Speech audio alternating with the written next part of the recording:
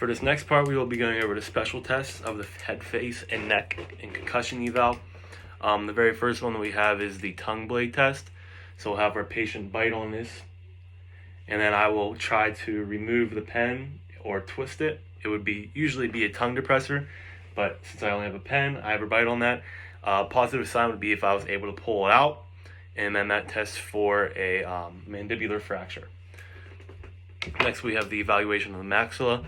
I'm not going to do this, but you would go into their mouth and you would shift their maxilla anteriorly and you would try to pull it forward. If you're able to shift it anteriorly excessively, that'd be a positive sign for a Lefort's fracture, which is a maxilla fracture. Next, we have the TMJ range of motion test. You'll have open up your mouth the whole way and then try to fit 2 fingers in your mouth like this. And then can you fit 3? Okay, she can barely fit 3. If she wasn't able to fit 2, that'd be a positive test for hypomobility. If she's able to fit 3 or more, then that would be a positive test for hypermobility. Next, we have halo sign. Once again, I do not have gauze, so I'll use this little piece of paper, I guess, but I won't actually put it in her ear. So I would fold this into triangle as best as I could, I guess, like this. Fold it again so you have the triangle. I would stick this into her ear, and then once I revealed it, if there was like a yellowish halo, that'd be a positive sign for cerebrospinal fluid in her ear, which is in a medical emergency. Then we have the Snellen eye chart.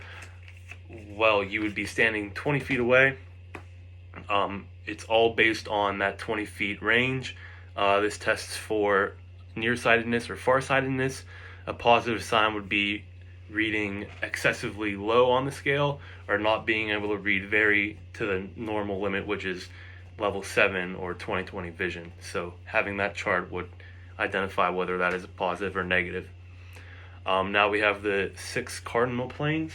This is the H test. We'll have her go this way, coming back, and I'll have her go up, have her go down, have her go up and out, down and out, and then down and out again.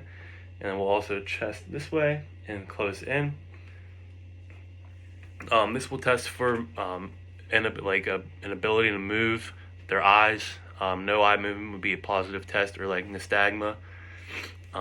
If they have perla, that'd be another positive sign, or no perla. The confrontation test is for blowout fractures or like a zygomatic sphenoid area problem. This is whenever you would have, okay, we're gonna need to go that way. Yeah, okay, perfect.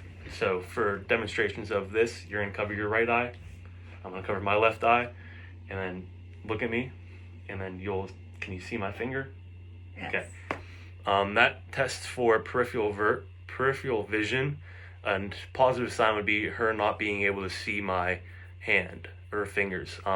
We're supposed to be able to look at each other while she's looking at my finger through her peripheral vision. All right, go ahead back this way. The next one is the pen light test. We have the pen light test for Perla. This is whenever you're going to go ahead and get your flashlight, which I do not have at the time, and you'll scan in. Perfect. Found one. Perfect. So, that's a little bright. Okay.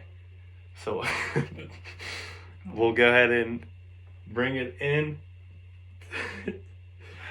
And her eyes are supposed to constrict, which they did. If they did not constrict, that would be a positive sign for Perla, and this is also looking at Perla. The next one is the accommodation test. So what I would have her do is look at my poster on my wall at first, and then I would bring my finger here, keep looking at the poster on my wall, and then I would tell her to look at my finger, and then her pupils are supposed to constrict with that when she focuses in on the closer object. A positive sign would be her not constricting her eyes. We're on fluorescent dye test now. This is whenever we will be looking for a corneal abrasion. A positive sign would be whenever you put that dye on their cornea, there will be like a very vivid, like a very bright highlighter colored on their eye, which would be a positive sign for that corneal abrasion. And then you'll just go ahead and swipe across that, like that dye that they give you.